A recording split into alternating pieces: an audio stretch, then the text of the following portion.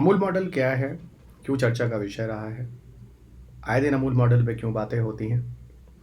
राज्य सरकारें जो अपने यहाँ दुग्ध व्यवसाय करती हैं, जैसे बहुत सारे ब्रांड्स हैं जो आप स्टेट्स में देख सकते हैं, राज्यों में देख सकते हैं। सांची के नाम से मध्य प्रदेश में आपको मिलता है, सरस के नाम से आपको राजस्थान में मिलता है, सुधा के नाम से आपको बिहार में मिलता है। ऐसे ही बहुत सारे जो दूध के व्यवसाय जो आप पूरे भारत में देख रहे हैं विभिन्न राज्यों में, वो सब कहीं ना कहीं आपको बताऊं तो अमूल मॉडल से ही प्रेरित होते हैं। तो आइए दोस्त, इस पूरी वीडियोस में हम चर्चा करते हैं अमूल मॉडल ऐसा क्या है जिसको लेकर राज्य सरकारें राज्यों में इस तरह के मॉडल की बातें होती हैं। और दूसरी सबसे बड़ी बात की जो भारत में जो श्वेत क्रांति के जनक माने जाते हैं, इनको वर्गीस कुरियन कहते हैं, उनकी जन्म के 100 वर्ष पूरे भी होते हैं इसी साल 2021 में। तो 2021 में जो 100 वर्ष पूरे होते हैं, यानी कहने का तात्पर्य है कि वर्गीस कुरियन का जन्म 1921 में होता है और 2021 में जाके वर्गीस कुरियन के 100 साल पूरे होते हैं। तो इन सारी चीज़ों को लेते हुए, इन सारी चीज़ों को जोड़ते हुए आज मेरी चर्चा का विषय है अमूल मॉडल। सो आइए दोस्त, मैं डॉक्टर रवि अग्रणी आप सबका अनअकैडमी के प्लेटफॉर्म में हार्दिक स्वागत करता हूं। विज्ञान, तकनीकी और पर्यावरण से जुड़े हुए सारे करंट अफेयर्स के लिए और साथ ही साथ सारे कंप्लीट कोर्स, लाइव कोर्सेज के लिए आप मुझसे यहाँ पर जुड़े रहिए। आगे बढ़ते हैं। अब मैं आपको पहले छोटा सा अपना ब्रीफ इंट्रोडक्शन देता हूँ। मेरा नाम डॉक्टर रवि अग्रणी है। मैंने IIT दिल्ली से PhD की डिग्री ली है। मेरा एक संस्था है गोरखपुर में Purvanchal IAS face to face classes, खमा में डायरेक्टर हूँ। साइंस टेक और एनवायरमेंट पढ़ाता हूँ। PhD IIT दिल्ली से रहा है। DST के साथ मिलकर मैंने कुछ साइंटिस्ट वर्क भी किया है।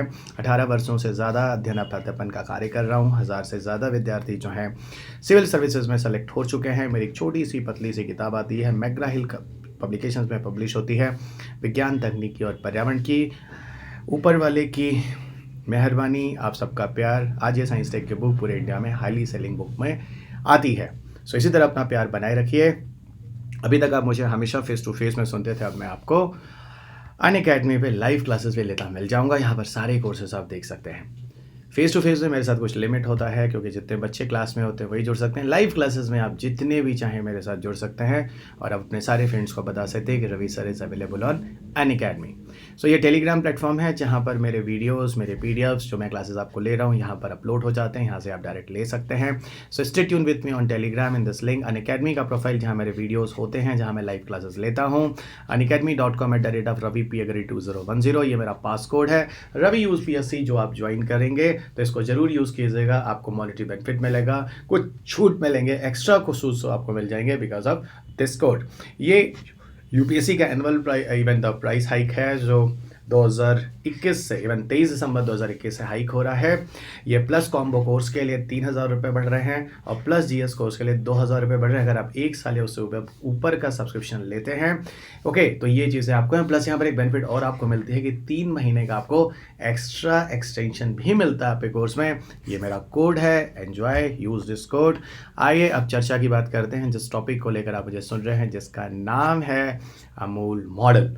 अमूल मॉडल एक कहानी की तरह ये पूरा चर्चा का विषय होगा। इस कहानी को समझने की कोशिश कीजिएगा और किस तरीके से कहानी कहाँ चलती है और कहाँ तक पहुँचती है। और आज पूरे भारत को अगर हम बोलें तो हम दुग्ध व्यवसाय में भारत को पूरी तरह से खड़ा पाते हैं। भारत कहीं भी किसी और दुनिया के किसी राज्य से दूध के लिए किसी के सामने हाथ नहीं फैलाता है। अमूल मॉडल की शुरुआत 1946 में होती है। कहानी शुरू होती है 1946 में। गुजरात में दूध को लेकर वहाँ पर विरोध शुरू होते हैं। वहाँ के जो किसान होते हैं, जो दुग्ध व्यवसाय में लगे होते हैं, वो उनको लेकर एक प्रोटेस्ट शुरू करते हैं उनके अगेंस्ट में। ओके, और वहाँ पर जो दूध को लेकर वहाँ पर जो प्रोटेस्ट गुजरात में शुरू होता है 1946 में, उसके पीछे कुछ बिचौलिए होते हैं जो क्या करते हैं, इन इनोसेंट जो मासूम से किसान होते हैं उनसे दूध लेकर मार्केट में ले जाकर बेचते हैं और इन किसानों को दूध की पूरी तरह से जो भी दाम होता है, मूल्य होता है, वो उनको नहीं मिलता है। अर्थात कहने का तात्पर्य है कि किसानों के साथ शोषण होता है। वहीं चलकर 1946 में जाकर इस पूरी तरह से इस मूवमेंट की शुरुआत होती है। और ये मूवमेंट पूरी तरह से अगर हम बोलें आंदोलन, जो हमारा देश का स्वतंत्रता आंदोलन होता है देश की आज़ादी के लिए, उसी से प्रेरित होता है। और ये लोग जो दूध का मिसयूज़ हो रहा होता है, किसानों का जो एक्सप्लॉयटेशन, शोषण हो रहा होता है, उसके अगेंस्ट में इसकी शुरुआत की जाती है। तो कहानी का बैकग्राउंड मैंने आपको समझा दिया। अब ये कहानी थोड़ी और आगे बढ़ती है। उस समय एक पावरफुल लीडर होते हैं। ओके, उस समय एक पावरफुल लीडर होते हैं जिनका नाम होता है सरदार वल्लभ भाई पटेल। हमारे इनोसेंट जो फार्मर्स हैं, फार्मर लिटरली बहुत इनोसेंट होते हैं, वो जाकर सरदार वल्लभ भाई पटेल से मिलते हैं और वल्लभ भाई पटेल कहते हैं, इन चीज़ों का ध्यान देते हैं कि जो स्थानीय व्यापार द्वारा किए गए शोषक प्रथाएं जो यहाँ पर चल रही होती हैं उनको ख़त्म किया जाए, बिचौलियों को ख़त्म किया जाए और एक सहकारी आंदोलन चलकर आगे आता है जिसको कोऑपरेटिव मूवमेंट के नाम से भी जानते हैं। यही सहकारी आंदोलन कोऑपरेटिव्स को जो बिचौलियों से छुटकारा पाने के लिए सरदार वल्लभ भाई पटेल एक राय देते हैं, एक मशवरा देते हैं, जहां पर कोऑपरेटिव की शुरुआत होती है, सहकारिता की शुरुआत होती है और दूध के केसेस में काफ़ी हद तक किसानों को फ़ायदा होता है और दूसरी चीज़ दूध की आपूर्ति भी पूरी तरह से संभव हो पाती है। अब यहाँ पर इस पूरे कोऑपरेटिव की मदद से होता क्या है, दूध का खरीद, दूध का प्रसंस्करण, दूध का विपणन। खरीद तो आप जानते हैं सीधा जो किसानों से खरीदा जाता है, उसकी प्रोसेसिंग कर उसे बचाकर किस रूप में उसे कन्वर्ट किया जाए उसे हम प्रसंस्करण कहते हैं और विपणन कर उसको प्रॉपर डिस्ट्रीब्यूट करके हर जगह तक पहुँचाने की कोशिश करते हैं। क्योंकि ये चीज़ भी ध्यान देना होगा दोस्त, आप सब जानते हैं कि दूध हमारे जीवन में कितना ज़रूरी है। सुबह उठने से लेकर रात के सोने तक आप पूरे घर के मेंबर में अलग अलग समय में अलग अलग मेंबर को कहीं ना कहीं दूध के किसी न किसी चीज़ को उपयोग करते हुए देखेंगे। ओके, तो मेरा कहने का सीधा तात्पर्य है कि कहीं ऐसा ना हो कि किसी शहर में, किसी राज्य के किसी शहर के किसी एरिया में दूध की आपूर्ति ना हो। दूध एक ऐसी आवश्यकता है जिसकी आवश्यकता है, जिसकी ज़रूरत उस स्टेट, उस राज्य, उस देश के हर गांव हर चप्पे चप्पे पर होता है। तो इसको एक बैलेंस करना, इसको सुचारू रूप से गांव के लेवल से शहर के लेवल पर कंज्यूमर उपभोक्ता तक पहुंचाना, कमी ना होना, प्रॉपर तरीके से विपणन होना, इन सब का मैनेजमेंट प्रॉपर तरीके से अमूल मॉडल में देखा जा सकता है। 1946 में किसान की हड़ताल के साथ ये चीज़ें प्रारंभ हुई जिसके बारे में हमने पीछे बात कर ली है।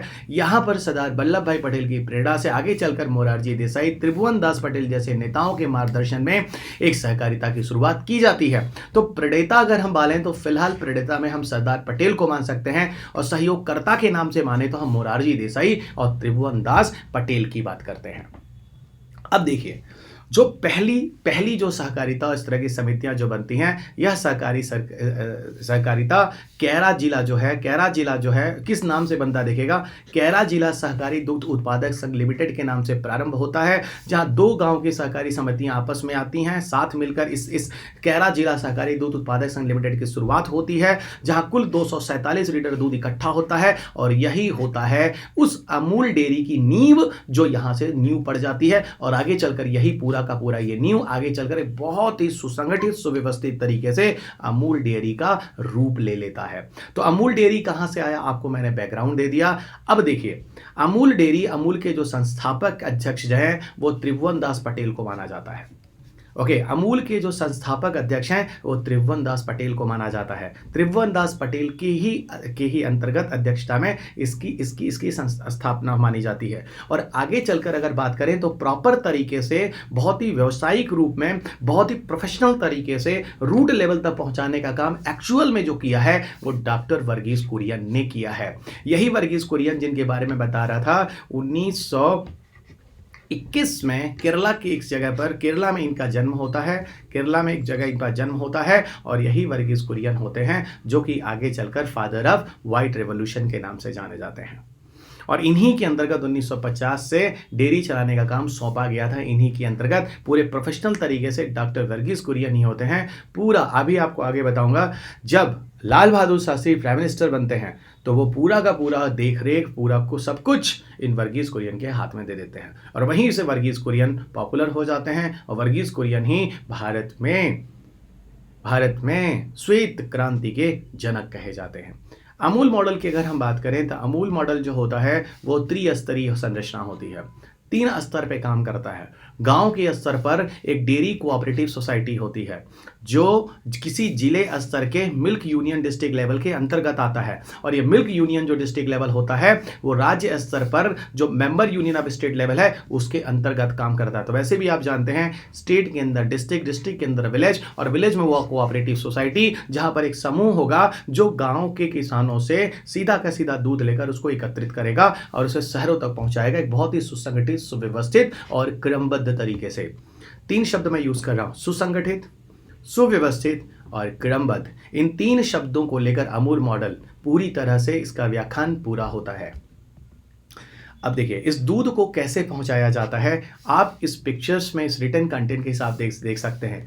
यहाँ पर आपको मिल्कमैन दिख रहा है, मिल्क प्रोड्यूसर दिख रहा है, जो दूध का उत्पादक है। ओके, वो दूध दूधता है। यहाँ देखिए गाय दिख रहा होगा, ये ग्वाला बोलते हैं इसको, ये या मिल्कमैन या फार्मर बोल दीजिए। उसने उसने दूध को लिया और सहकारिता, जो गांव में एक सहकारिता खोला गया है, वहां पर दूध को इकट्ठा किया जाता है इन किसानों से लेकर।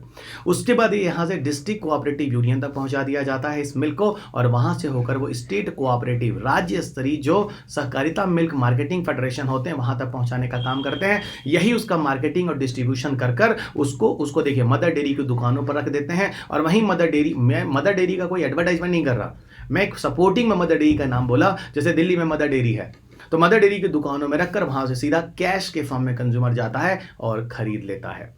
यही स्टेट जो डिस्ट्रिक्ट से इन चीज़ों को लेता है उसको पेमेंट करता है, यही डिस्ट्रिक्ट से विलेज को पेमेंट किया जाता है, और यही विलेज से जो विलेज कोऑपरेटिव होता है वो एक टाइमली बेसिस पर जाकर जो किसान होता है, मिल्कमैन होता है, उसका पेमेंट करता है।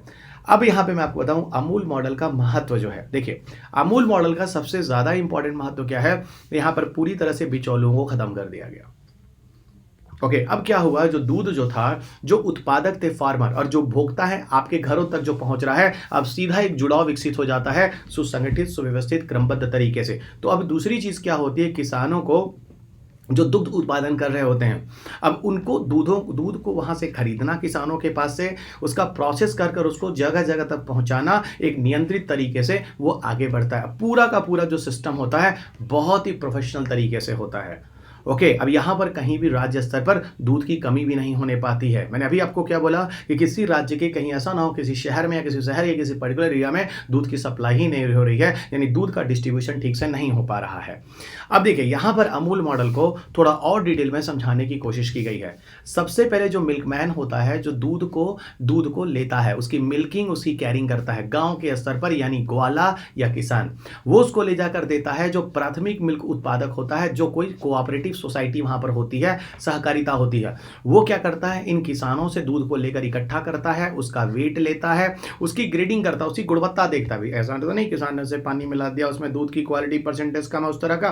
तीन चीजों को चेक करने के बाद उसको डिस्ट्रिक्ट कोऑपरेटिव मिल्क प्रोड्यूसर के पास भेज दिया जाता है। ये उस दूध की प्लानिंग करता है, उसको प्रोसेस करता है, उसका पैकेजिंग करता है, और उसको ले जाके स्टेट कोऑपरेटिव मार्केटिंग फेडरेशन को पास दे देता है। यही स्टेट कोऑपरेटिव जो मिल्क मार्केटिंग फेडरेशन होता है, उसकी मार्केटिंग करता है, उसका डिस्ट्रीब्यूशन करता है, और वो मार्केटिंग और डिस्ट्रीब्यूशन कर हर किसी आउटलेट पर पहुंचा देता है। उन्हीं आउटलेट, जैसे मैंने आपको मदर डेयरी बोला, वहां से जो कंज्यूमर उपभोक्ता होता है अपनी डिमांड के हिसाब से दूध जाके वहां से खरीद लेता है।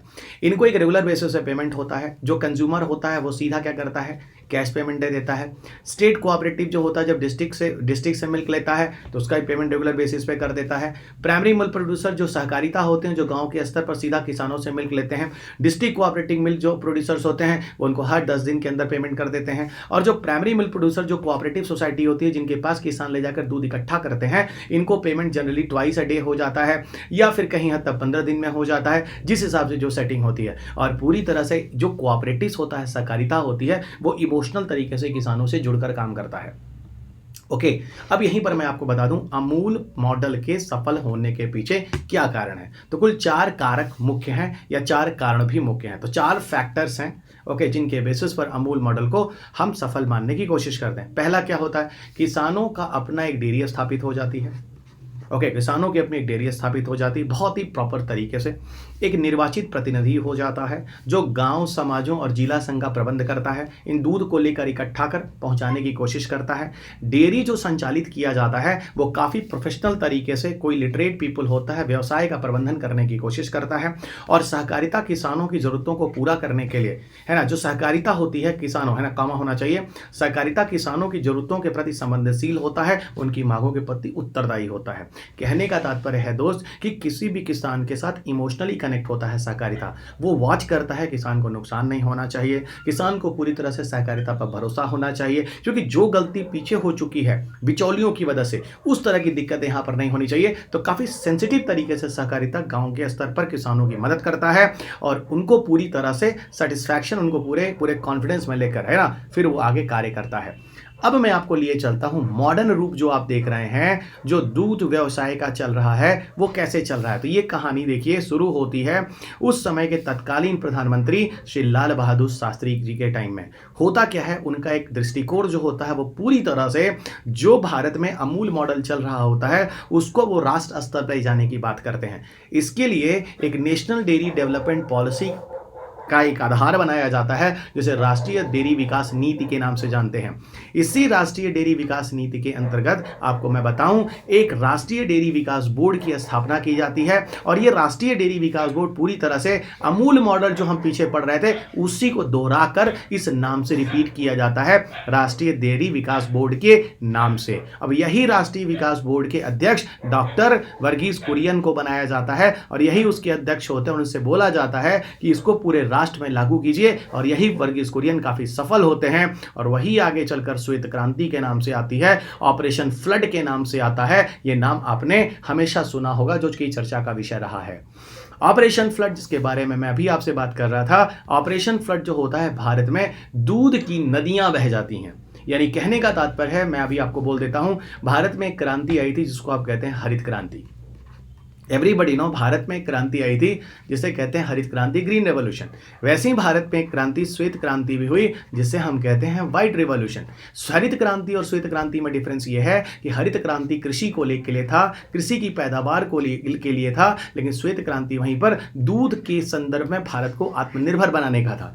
आपको बताऊं अगर हरित क्रांति की बात करेंगे तो लगभग 3 गुना और 3 गुना से थोड़ा ज्यादा के आसपास जाकर यहाँ पे प्रोडक्टिविटी होती है, लेकिन दूध व्यवसाय में भारत में लगभग 10 गुना से ज्यादा बढ़ोतरी होती है। तो आपको मैं बताऊं भले ही आप ना जानते हो कि दूध व्यवसाय या दूध में किस आधार पर भारत अपना आत्मनिर्भर हो रहा है, लेकिन मैं बता दूं कि हरित क्रांति से श्वेत क्रांति कई गुना ज्यादा सफल रहा है। हरित क्रांति को जैसे आप 3 गुना उससे ज्यादा सफल मानते हैं पैदावार के केस में, तो श्वेत क्रांति के केस में तो वाह वाह आपको बोलना चाहिए, क्योंकि यहाँ दूध को 10 गुना से ज्यादा भी प्रोडक्शन किया गया। और ये 1970 के दशक में जाकर ऑपरेशन फ्लड के नेतृत्व के अंतर्गत इस तरह की चीजें आई कि दूध उत्पादन में भारत पूरी तरह से आत्मनिर्भर हो गया। कभी नहीं सुनते होंगे भारत कहीं दूसरी जगह से दूध ले रहा है, क्योंकि भारत दूध के क्षेत्र में आत्मनिर्भर है और श्वेत क्रांति के रूप में जाना जाता है व्हाइट रिवॉल्यूशन में, जिसके बारे में मैंने आपको यहां पुष्टि कर दी है। दूसरी चीज श्वेत क्रांति में आपको फायदा क्या है, जो गरीब किसान होते हैं उनको एक तरह से रोजगार मिल जा रहा है, उनको प्रॉपर मदद मिल जा रही है, आर्थिक मदद मिल जा रहा है। और दूसरी चीज उनको सबसे ज्यादा फायदा क्या है, उनको भरोसे में लेकर इस पूरी क्रांति को आगे बढ़ाने की बात हो रही है। तो ये पूरा का पूरा व्हाइट रिवॉल्यूशन था, ये पूरा का पूरा अमूल मॉडल था। कैसे सफल बनाया गया आपको मैंने बता दिया। ये टेस्ट सीरीजेस हैं जो यूपीएससी सीएससी के लिए प्रारंभ हो रहे हैं, है ना। अगर आप ये कोर्सेज लेना चाहते हैं फ्री टेस्ट सीरीजेस तो प्लीज ज्वाइन कर लीजिए, क्योंकि कारण क्या है कि आपकी क्या प्रिपरेशन है, जब तक आप इवेल्युएट नहीं करेंगे आप कभी नहीं समझेंगे। ये पास कोड है, enjoy use and take a rebate, जो आपको छूट चाहिए। ये एक कोर्स है जो अब मेरा अनअकैडमी पर लॉन्च हो रहा है और डेट है 21 दिसंबर। साइंस टेक की कक्षा प्रारंभ हो रही है। पूरा कॉम्प्रिहेंसिव कोर्स है जहां पर प्री और मेंस दोनों को लेकर मैं बात करने वाला हूं। 3 दिन क्लासेस होगी, उसके बाद चौथे दिन उसका डाउट होगा, फिर 3 दिन क्लास होगी, फिर चौथे दिन उसका डाउट होगा। इस तरीके से करते करते ये पूरा सेशन है। ओके, काफ़ी लेंदी क्लासेस हैं। A to Z जो भी यूपीएससी वगैरह में जो क्वेश्चंस आए हैं हिंदी और अंग्रेजी दोनों माध्यम में यहाँ पर दिए जाएंगे। प्लस कोर्सेज मैंने आपको बता दिया, कोर्स की शुरुआत मैंने आपको बता दी। ये मेरा कोड है, जो भी रिबेट या डिस्काउंट चाहिए आप लीजिए, एंजॉय कीजिए। ये यूपीएससी के कोर्सेज है जो प्रारंभ हो चुके हैं। बेसिक कम एडवांस वाला एनसीईआरटी के साथ गुरुकुल एनसीईआरटी के नाम से जो बैच है वो 2022 का प्रारंभ हो चुका है 15 दिसंबर से। अगला जो है 22 दिसंबर से स्टार्ट हो रहा है। आप 22 और 23 दोनों के लिए स्टार्ट हो रहा है। मेरा कोड आपके सामने है, कोर्स लेते समय ध्यान दीजिएगा। ये डिफरेंट टीचर्स हैं, बहुत ही इंटेलेक्चुअल्स हैं, मेनी लॉन्ग एक्सपीरियंस गाइज। आप इनसे अपनी मदद ले सकते हैं। ये एक आइकॉनिक सब्सक्रिप्शन है। मैं बिल्कुल बोलूंगा अगर आप कभी कोई कोर्स लेना जा रहे हैं तो आपको अनअकैडमी पे आइकॉनिक सब्सक्रिप्शन लेना चाहिए। यहाँ पर even personal my suggestion is, यहाँ पर एक लाइव मेंटरिंग मिलती है, एक अध्यापक मिलता है जो आप पे क्वेश्चन आंसर प्रैक्टिसेस आपकी प्लानिंग में मदद करता है, और यहाँ पर आपको काफ़ी हद तक ओपन हाउस एजुकेटर्स होते हैं जो आपकी बहुत मदद करते हैं। साथ ही साथ कोविड में काफ़ी लोगों के साथ, फैमिली के साथ इस तरह का फाइनेंशियल क्रंच भी रहा है। अगर आपको फाइनेंशियल प्रॉब्लम है किसी तरह का तो 0% EMI पर आप लोन लोन भी ले सकते हैं। अ पार्ट ऑफ ये सब्सक्रिप्शंस हैं, प्लस के कोर्सेज, आइकॉनिक कोर्सेज हैं। आपकी आवश्यकता के अनुरूप यहाँ पर कोर्सेज दिए गए हैं, प्राइजेस दिए गए हैं। अप्लाई कोड आप यूज़ कीजिए, रवि यूपीएससी, छूट लीजिए। आगे बढ़ते हैं। इवन जो जीएस के कोर्सेज हैं आपको साथ साथ छूट और ये कोर्सेज ऑप्शनल के लिए भी दिए जाते हैं। 10% डिस्काउंट मेरे नाम के साथ आपको यहाँ दिखाई जा रहा है, आपको मिल ही रहा है रवि यूपीएससी में। और ये चलते चलते लास्ट में अब आप सब मेरे साथ मिलकर, है ना, यहाँ पर टेलीग्राम ग्रुप पर जुड़े रहिए। यहाँ पर आपके क्वेश्चंस, आपकी क्वेरीज मैं सुनता रहता हूँ और कोई रिलेवेंट होता है तो मैं उसके जवाब भी देता हूँ। Stay tune with me on Telegram Ravi UPSC_Unacademy। और अनअकैडमी पर मेरे जो वीडियोज़ हैं, जो लाइव सेशंस हैं, फ्री सेशंस हैं, प्लस सेशंस हैं, सब कुछ आपको यहीं पर मिल जाएगा। एक सिंगल विंडो प्लेटफॉर्म है unacademy.com/@ravipagari.com। मेरा अनअकैडमी पे प्रोफाइल है, यहाँ पर मेरे वीडियोज़ हो रहे हैं। बहुत सारे फ्री वीडियोज़ भी मैं बना रहा हूँ, क्वेश्चन पेपर डिस्कशन वगैरह यूपीएससी के। ये रवि यूपीएससी मेरा पास कोड है छूट के लिए। आपको बार बार ये मैं बोलता रहूंगा, ताकि आपको किसी तरह की कोई बेनिफिट देनी है तो ले लें। और जाते जाते दोस्त, आप मुझे सब्सक्राइब करना, लाइक करना, शेयर करना, बजर करना ये मत भूलिएगा। और जाते जाते अपना ख्याल रखिए, स्वस्थ रहिए, खुश रहिए, मस्त रहिए। अगली क्लास में आपके साथ फिर मुलाकात होगी। Stay tune with me, doctor Ravi Agarwal, Unacademy. God bless you all.